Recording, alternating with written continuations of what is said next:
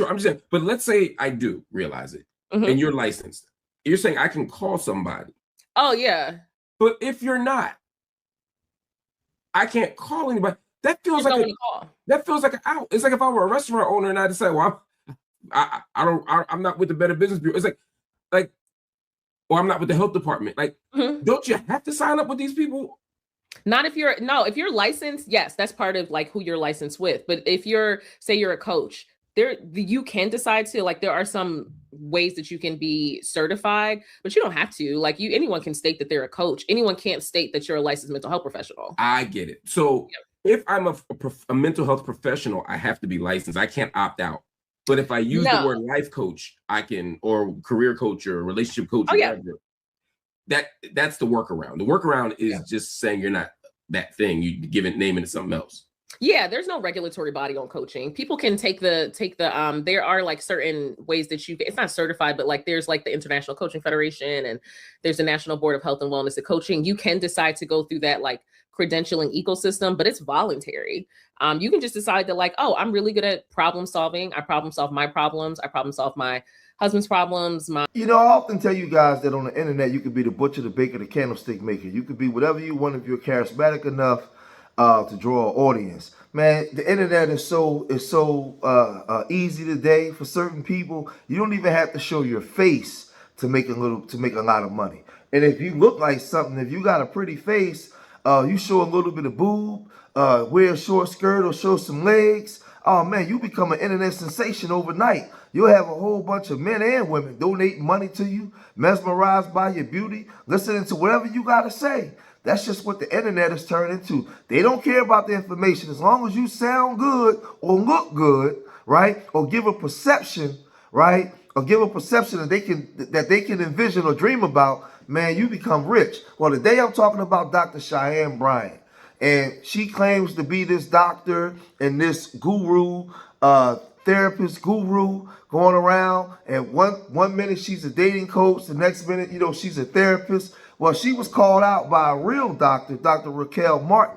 And a lot of these women was in the cut with the credentials, listening for a long time.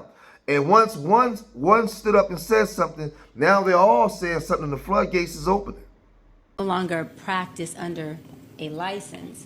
And right now I'm in private practice, I'm saying. And that's what people don't understand, right? So just to educate some folks a little bit.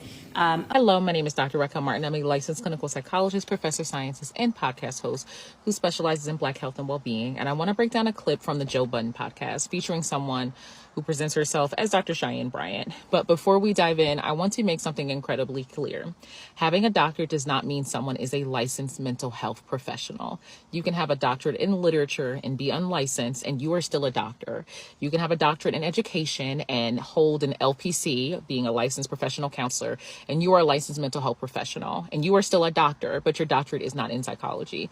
When evaluating anyone's credentials, it's really critical to look at two things: what their doctorate is actually in, and whether they hold a relevant clinical license. In this case, the person you're about to hear from is unlicensed. I'm going to break down why that matters and why this particular message is harmful, especially to the Black community that she claims to be serving and that I actually serve. A license is really only needed so you can bill insurance. That is incredibly misleading. Yes, you do need a license to bill insurance, but that is not why licensure exists. Licensure protects you. It means I have completed specific education and supervised clinical hours, passed rigorous exams, and I'm accountable to a regulatory board.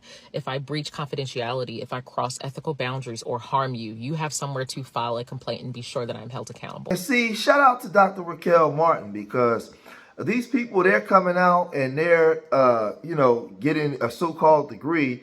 But the crazy thing is her whatever degree she's supposed to have, that university no longer exists, right? And what Dr. Raquel Martin is saying, that you have to have the proper credentials, so that, because you're out here, you're giving people advice and you're trying to help people through their issues. But there's no board, there's nothing to hold you accountable if something goes wrong, or if this person goes out there's nothing to protect the person that she's talking to. So she's just out here willy-nilly just doing her, and all she care about is making money and coming online looking good and telling you what you want to hear. Because the internet is a place where people can come to and make a lot of money. A lot of money. But she doesn't have the accountability that the people that's doing the real work, these black women that are out here doing the real work to try to help our community, because a lot of us deal with undiagnosed traumas and mental health issues and all kinds of stuff. These black women that are doing the real work, right? They got a problem with this. They got a problem with this. So Dr. Bryant's story is one of discovery, resilience, and transformation. At the age of 17, she began her academic journey at California State University, Northridge, where she earned double degrees in psychology and Pan-African studies. Initially uncertain about her career path, she found clarity during her master's program at the University of Phoenix.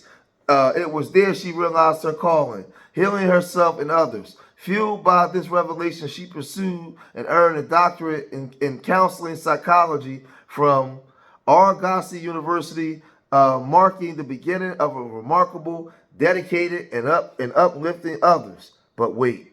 A license is not paperwork just for billing. It's a consumer protection. When someone drops or loses or no longer has a license, they're not solely avoiding the insurance hassle. They're also removing your recourse if something goes terribly wrong. Not binded by BBS, the Behavior Board Science Rules and Regulations and Ethics. And so it just opened up a whole nother, floor in industry for me. And she's also saying this like it's a good thing. I want to state something really important. Ethics codes exist to protect you from exploitation and boundary violation and providers practicing outside of their competence. When someone celebrates being free from ethical oversight, I want you to think of that as a red flag, a flashing one. It's a warning sign because those rules exist because real harm happens when they're not in place. So celebrating that you don't have to be accountable to that should be concerning to you. As a therapist, two things: you can obviously make what you deserve, because therapy is real. We're giving everything we have in there, and we're unpacking, we're helping you process through things. So it's not us sitting there, well, if you're an effective therapist, saying, tell me more. You should be unpacking, and you should be able to take somebody and drive with them to their goal. And here's another thing. She keeps calling herself a therapist, and in most states, that's actually illegal without a license. You cannot legally use the title therapist or provide psychotherapy without licensure. What she's describing now is coaching, and coaching and therapy are fundamentally different. Coaches help with goals and accountability. Therapists are trained to diagnose and treat mental health conditions, trauma and depression and suicidality and psychosis. If someone with untreated bipolar disorder or PTSD thinks they're getting therapy from a coach, they're going to be seriously harmed. These are actual conditions that go undiagnosed and untreated, especially within the Black community. Now you see Dr. Martin, she says that's illegal to go around claiming to be a therapist, and you're not a therapist. And it's dangerous. You are a life coach. You're not a therapist. But we've seen her on multiple occasions when speaking, claiming to be a therapist. Now she responded to all of this backlash that she's been getting online, and she said, I don't need a license because I'm not a therapist. I'm a psychology expert and life coach. I don't understand what's so hard for people to grasp about that. Coaches do not need a license.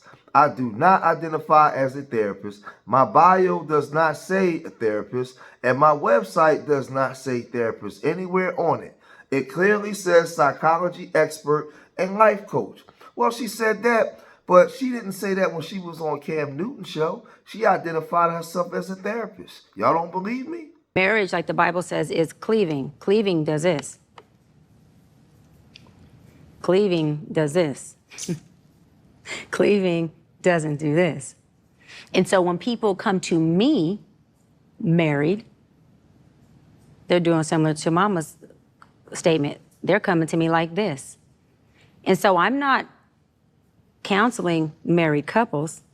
I'm counseling individuals who are coming with so many issues within themselves that they married on paper, but they ain't never even had a chance to be married mentally, emotionally, spiritually, sexually, intellectually in any way.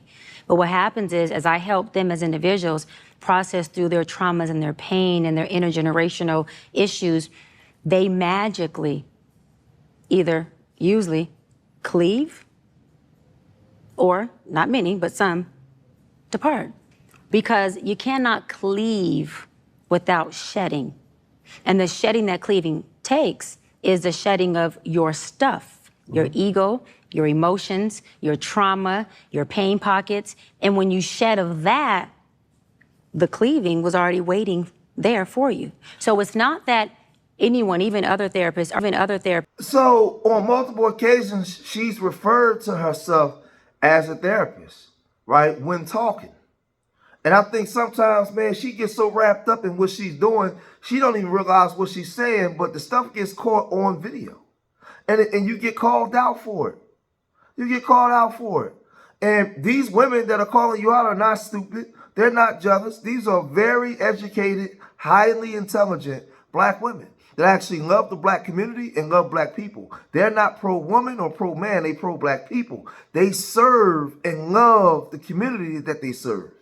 Right? So they're not going to allow you to come on the block without credentials and just start doing whatever you want to do for financial gain off of people's pain. They're not letting you do that. Right? So Dr. Martin and Mark Lamont Hill, they also had a conversation about this dating coach thing. Right? And they unpacked that also. Sure, I'm just saying, but let's say I do realize it and you're licensed. You're saying I can call somebody. Oh, yeah. But if you're not, I can't call anybody. That feels like an out. It's like if I were a restaurant owner and I decide, well, I'm not with the Better Business Bureau. It's like, or I'm not with the health department. Like, don't you have to sign up with these people? Not if you're licensed, yes, that's part of like who you're licensed with. But if say you're a coach, you can decide to, like, there are some ways that you can be certified, but you don't have to. Like, anyone can state that they're a coach. Anyone can't state that you're a licensed mental health professional. I get it. So if I'm a mental health professional, I have to be licensed. I can't opt out. But if I use the word life coach, I can, or career coach or relationship coach, that's the workaround. The workaround is just saying you're not that thing. You give it, naming it something else.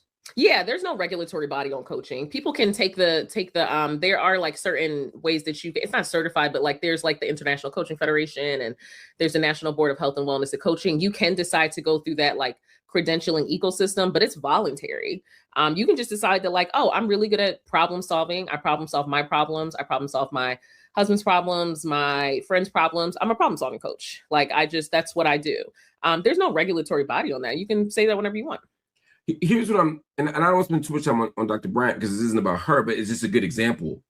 But she is self-identified as a therapist, as a psychologist. So when she's giving the advice, doesn't that give at least the impression that this is mental health professional work happening? Yeah, but that's one of the biggest issues I have. Like the biggest, I think some people took from the video, if they weren't familiar with my work, because if anyone's familiar with me, they know I cape for coaches all day. I'm like, yeah, right. Like there are fantastic coaches out there. But there's no coach worth their salt that won't be like starting off, even when like most of them do it in their consultation, just a heads up.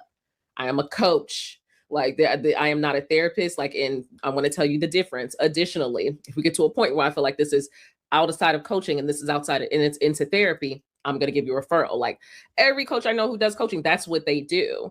The issue is the same way that there is no regulatory body on the aspect of coaching. I don't particularly know what a psychology expert is. Like, I don't, like, that's not, there's no regulatory body on that. Also, therapy and being a therapist is more so a category. It's like, as a psychologist, as a licensed professional counselor, as a licensed clinical social worker, as a licensed marriage and family therapist, as a psychiatrist, as a psychiatric nurse practitioner, these are all people who are licensed and they can conduct therapy. It's like an umbrella term, but all of those individuals are licensed. You cannot call yourself a therapist if you are not a licensed mental health professional. So that is an issue. And even in some states, it's actually illegal to refer to yourself that way. Like if me. So it is what it is. I'm more inclined to listen to Dr. Martin than this Cheyenne Bryant, who I saw this a mile away. I saw her coming a mile away. And she's no different than any of these other charlatans online, man. On here, you know, just selling you words to make money, man, and people just eating it all up. And I get, the funny thing is, even when this black woman, educated black woman came out to speak, I still got hating comments in my comment section from some black women. Still, they didn't even care that another black woman with the credentials came out and said, hey, she was blowing a whistle on her. Y'all still won't listen, man. So you just got to lay in your own graves. You know, we gotta keep moving along as a community, man. Like I said, I'm not pro-black man or pro-black woman. I'm pro-black people. I love my people. And I love the fact that Dr. Raquel Martin loved us enough to come out and say, whoa, hold on, so slow down. This ain't it. No, we out here doing this work for real. You got to stop playing, Dr. Bryant. And like I said, on multiple occasions, she's referred to herself as a therapist. And people seen this now, and they're not going for it. But y'all let me know what y'all think, man. If you made it this far in the video, hit that like button, subscribe to Street Media TV, leave your comments in the comment section. Remember, I love y'all. Till the next time, peace.